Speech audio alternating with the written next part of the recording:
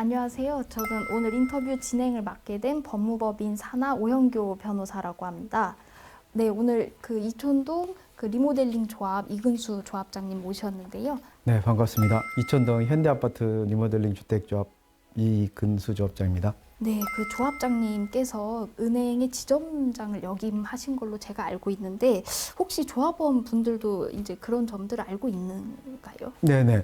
그 선거 과정에서 그러니까 이제 조합장을 직접 투표하는 거잖아요. 그래서 선거 과정에서 조합원들이 제가 은행 지점장 출신이라는 걸 잘 알고 있습니다. 네, 그러면 아무래도 이제 좀 다른 조합장님들에 비해서 좀 사업비 관련 업무 진행이 좀 전문적이고 좀 능숙하셨을 것 같은데 좀 관련돼서 구체적인 이야기를 좀 해주실 수 있을까요? 지금도 이제 다른 리모델링 주택조합에서 전화가 가끔 옵니다. 사업비 관련 금융이라든가 조합원 이주비 대출 관련해서 전화가 오는데 은행에 근무했기 때문에 금융기관 간의 그 대출 조건에 대한 비교 이런 것도 낮게 섭외할 수 있었다고 생각합니다. 추가 이주비 또 사업비에 있어서도 좀 조합장님께서 어떤 좀 유리한 점을 이끌어내셨을 것 같은데 사실 15억 초과 아파트 같은 경우는 정부에서 대출 자체가 지금 안 되고 있잖아요. 그런데 이제 저희들 같은 경우는 물론 사업 승인을 좀 일찍 받았기 때문에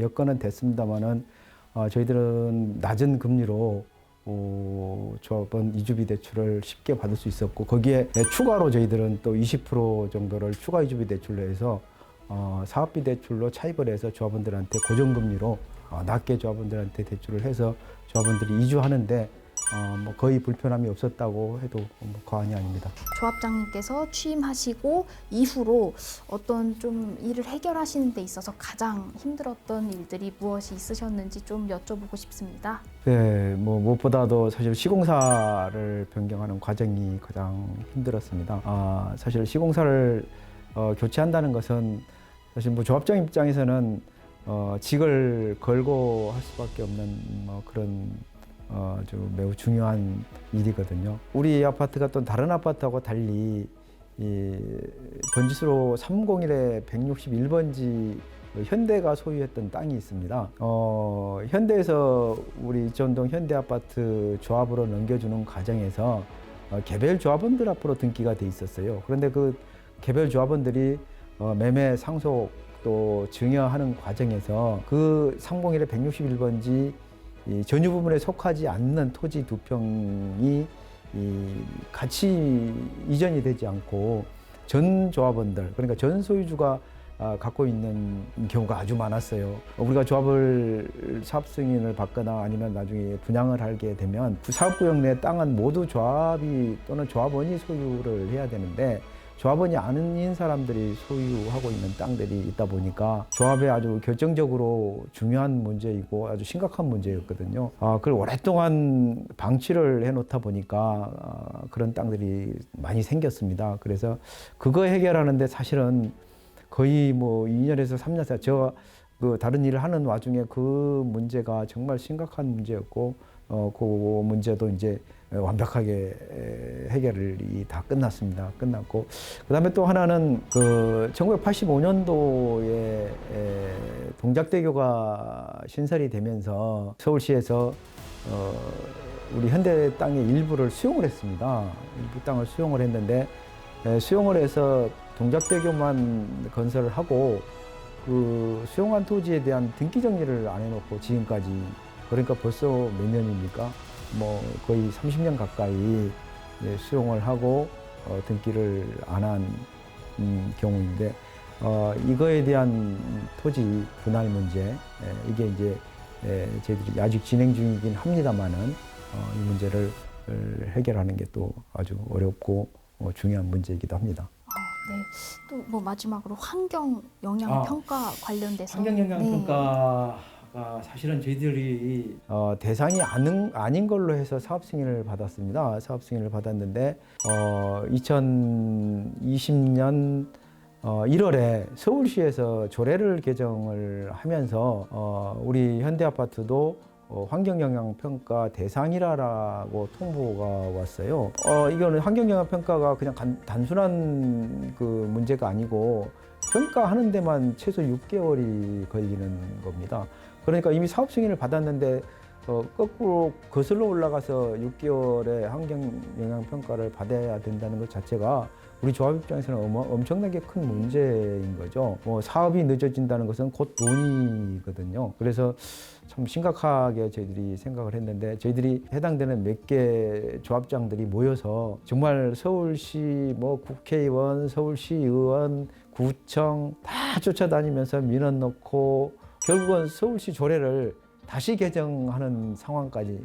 서울시 조례를 조합장 몇 사람이 개정한다는 게 사실은 쉬운 거 아니거든요. 근데 조합장들이 워낙 그 상황이 중요하고 심각한 문제였기 때문에 몇 개의 조합장들이 모여서 아까 말씀드린 여러 가지 루트를 통해서 압력도 놓고 읍소도 하고 해서 환경영향평가를 받지 않는 걸로 그렇게 서울시 조례를 개정을 했습니다. 아주 최선의 결과를 그렇습니다. 이끌어내신 네, 거네요, 네. 조합장님. 지금 생각하면 아찔합니다.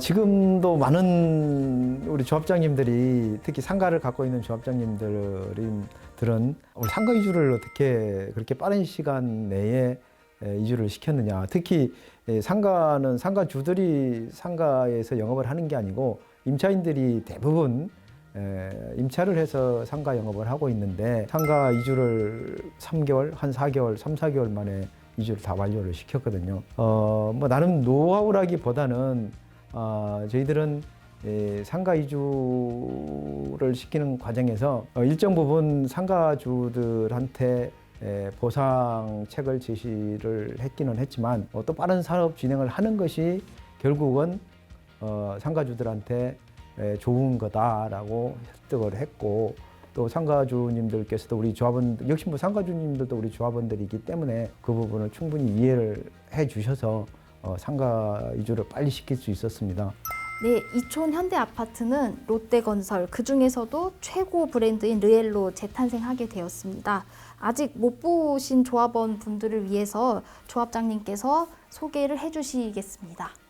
이제 브랜드 자체가 그냥 롯데건설에서 뭐 단순히 지었다라는 것보다는 롯데건설에서도 하이엔드 브랜드인 르엘을 적용했기 때문에, 르엘 브랜드를 강북에 적용하는 것은 우리 아파트가 또 최초이기도 하고, 더구나 리모델링 사업주에다 리모델링 사업장에다가 르엘 브랜드를 적용하는 것은 더더욱 이제 처음입니다. 특히 반포나 이런 곳에서 한참 시공 중인 르엘 브랜드의 마감재를 저희들이 앞으로도 그쪽 마감재를 사용한 걸 저희들이 차용을 해서 저희들도 적용을 하겠지만, 일반 아파트에 적용하는 마감재보다는 훨씬 더 고급 품질의 마감재를 적용할 것으로 저희들은 알고 있고, 그렇게 해줄 걸로 기대하고 있습니다. 어떤 그 협력업체, 용역업체들을 선정하시는 데 있어서 이 사업계에서 어떤 전무후무하게 이제 계약을 조금 분절시켜서 끊어서 하시는 그런 방식을 이제 선택하는 용단을 내리셨는데, 네, 저희 조합에도 정비업체를 용역 계약을 맺어서 오랫동안 정비 업무를 해 오신 그 정비업체가 있습니다. 용역 계약 자체가 계약하면 청산시까지 하는 걸로 계약이 돼 있어서 조합장 입장에서는 좀 불합리하다라는 생각을 했고, 뭐 한 가지 예를 들면 저희들이 권리변동 계획 수립을 할 때 별도의 용역업체를 그 부분만, 권리변동 계획만 파샬로 용역을 준 적이 있습니다. 그렇게 용역을 준 사업장이 있는지는 모르겠습니다만은 그렇게 하다 보니 용역업체에서도 집중적으로 업무에 임해 주셨고, 저희들 앞으로도 정비업체 외에도 여러 용역업체가 있는데, 용역업체를 저희들이 가능하다면 그렇게 공정별로 끊어서 용역계약을 맺을 생각을 하고 있고, 그렇게 하고 있는 곳도 몇 군데 있습니다. 이제 다음에 질문을 드릴 부분은, 아무래도 이촌 현대아파트가 이제 97세대가 추가가 되면서 분양 상한가 적용이 되었습니다, 조합장님. 그런데 이제 조합원들이 아무래도 그 부분에 있어서 분담금 걱정을 하지 않을 수 없을 것 같은데요. 이 부분에 대해서 어떻게 생각하시나요? 우리 조합에 물론 뭐 다른 리모델링 주택조합도 마찬가지겠지만, 사실 제일 애로사항이 분양가 상한제입니다. 사실은 2014년도에 정부에서 리모델링을 활성화하기 위한 방법으로 일반 분양을 기존 세대의 15%를 할 수 있도록 해줬고 수직 증축을 할 수 있도록 길을 터줬는데 분양가 상한제를 적용을 받다 보니까 97세대를 분양을 해도 실제 분양 가격이 시중 가격의 거의 절반 수준밖에 안 됩니다. 정부에서 최초에 그 리모델링 활성화를 시키기 위해서 분담금을 조금 조합원들이 적게 내는 방법으로 일반 분양을 할 수 있도록 길을 터놓고 최근에는 분양가 상한제라는 것을 적용을 해서 뭐 거의 원가에 공급하라는 그런 식의 정책이 돼버렸는데 그게 가장 큰 애로사항인데 거기에 따라서 우리 조합원들이 그만큼 분담금이 이제 늘어나게 되는 거 아니겠습니까? 그래서 저도 제일 걱정이고요. 그래서 궁여지책으로 저희 조합은 후분양을 선택을 하기로 했습니다. 그래서 앞으로 남은 공사 기간이 짧으면 3년, 길면 한 4년 정도 공사 기간이 될 텐데 준공 앞두고 최대한 분양가를 높여서 받을 수 있는 시점에 분양을 할 생각입니다. 그래서 후분 분양 제도를 저희들이 적용하고 있습니다. 또 이제 관련해서 펜트하우스 같은 어떤 추가적인 방안도 고려를 하고 계신. 펜트하우스라기보다는 저희들이 97세대 아까 말씀드린 것처럼 기존 세대의 15%를 늘린 게 이제 97세대거든요. 그 29세대 이하로 아파트를 지으면 분양가 상한제를 적용을 안 받아도 되도록 되어 있습니다. 그래서 저희들도 고민을 사실은 많이 했고 최근에 롯데건설 제가 우리 조합원님들한테 처음 이렇게 말씀을 드리는 얘기입니다만은 최근에 롯데건설하고 97세대가 아닌 29세대를 분양하는 방법에 대해서 깊은 고민을 같이 한번 했었습니다. 그런데 뭐 여러 가지 분양성이라든가 이런 것 때문에 결국은 실현을 시키지 못했습니다만은 분양가 상한제를 적용받지 않는 29세대까지 세대를 증축하는 그런 방안까지 고민을 할 수밖에 없었던 그런 고민이 있었습니다. 다양한 방안을 좀 강구를 해보셨다. 그렇습니다. 이런 애로사항이 있으셨군요. 네, 그렇습니다. 네, 그 좀 마지막 질문이 될 것 같은데요, 조합장님. 네. 이 영상을 보시는 조합원 분들한테 좀 하고 싶은 말씀이 있으시면 자유롭게 하시면 좋을 것 같습니다. 네, 사실 제가 맡은 지 사실은 3년 남짓 됩니다.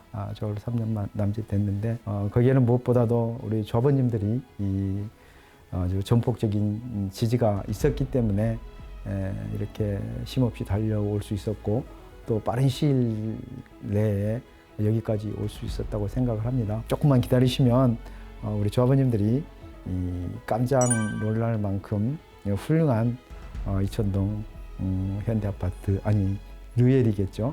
여러분 앞에 펼쳐질 거라고 생각합니다. 기대해 주셔도 좋습니다. 네, 이촌 현대의 성공적인 리모델링을 응원하겠습니다. 감사합니다.